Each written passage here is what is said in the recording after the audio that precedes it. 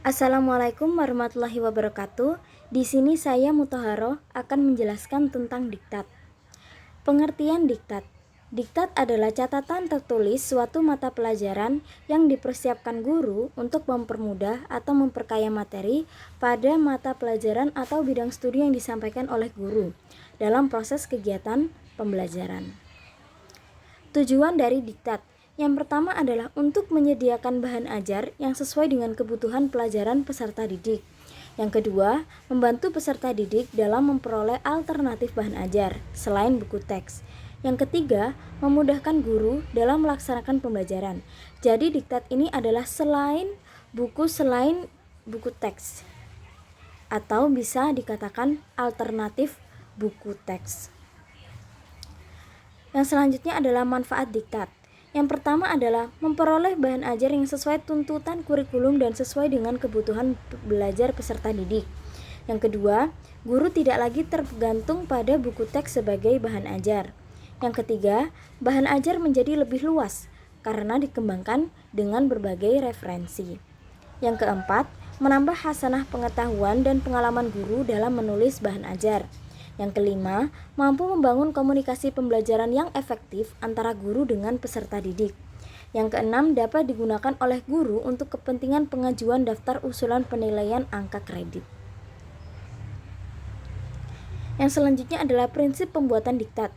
Ada 3 prinsip pembuatan diktat, yaitu relevansi, konsistensi, dan kecukupan. Yang pertama adalah relevansi. Relevansi adalah keterkaitan antara materi yang akan ditulis dengan pencapaian standar kompetensi peserta didik. Konsistensi adalah keajegan. Artinya, jika kompetensi dasar yang harus dikuasai ada 3 jenis, maka di dalam diktat yang disusun harus meliputi 3 kompetensi dasar tersebut. Yang selanjutnya adalah kecukupan. Arti dari kecukupan adalah materi yang diajarkan hendaknya mencukupi untuk membantu peserta didik menguasai kompetensi yang diajarkan. Yang selanjutnya adalah syarat pembuatan diktat. Yang pertama adalah persyaratan isi. Memuat materi minimal yang harus dikuasai peserta didik. Relevan dengan tujuan pembelajaran.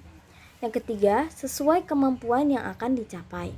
Yang keempat, sesuai dengan ilmu pengetahuan yang bersangkutan.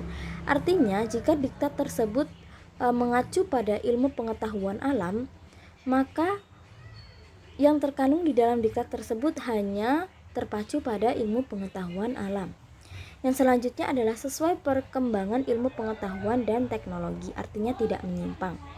Yang selanjutnya sesuai dengan jenjang dan sasaran. Artinya jika buku tersebut ditujukan kepada siswa SMP, maka yang bisa mempelajari atau yang sasaran yang sesuai untuk mempelajari buku tersebut adalah siswa SMP. Yang selanjutnya adalah materi mengacu pada kompetensi dalam kurikulum yang digunakan. Yang selanjutnya adalah syarat penyajian.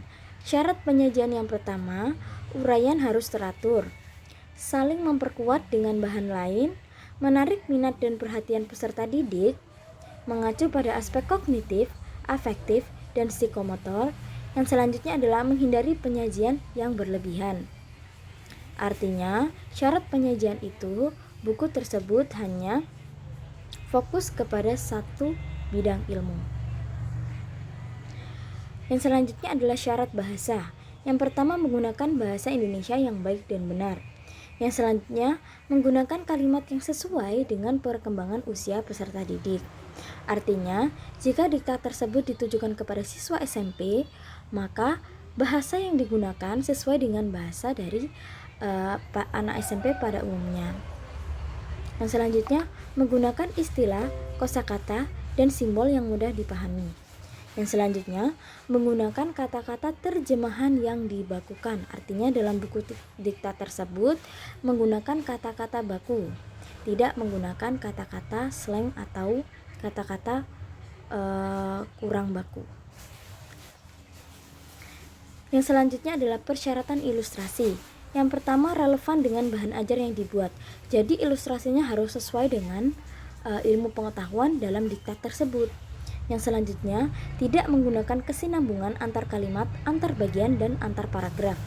Yang selanjutnya, merupakan bagian terpadu dari bahan ajar.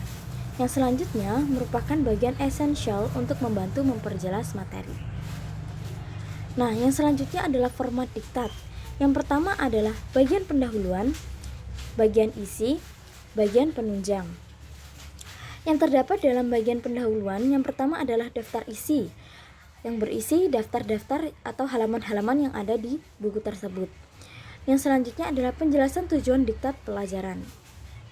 Yang kedua adalah bagian isi. Pada bagian isi terdiri dari judul bab atau topik isi bahasan. Yang selanjutnya penjelasan tujuan bab. Yang selanjutnya uraian isi pelajaran. Yang selanjutnya penjelasan teori-teori. Yang selanjutnya adalah sajian contoh. Yang selanjutnya adalah sajian latihan. Jadi terdapat isi pelajaran, teori, contoh, dan juga latihan soal atau exercise. Yang selanjutnya adalah bagian penunjang. Dalam bagian penunjang tersebut terdapat daftar pustaka untuk memperkuat teori-teori yang ada pada diktat tersebut. Terima kasih, demikian yang bisa saya sampaikan. Kurang lebihnya saya mohon maaf, dan wassalamualaikum warahmatullahi wabarakatuh.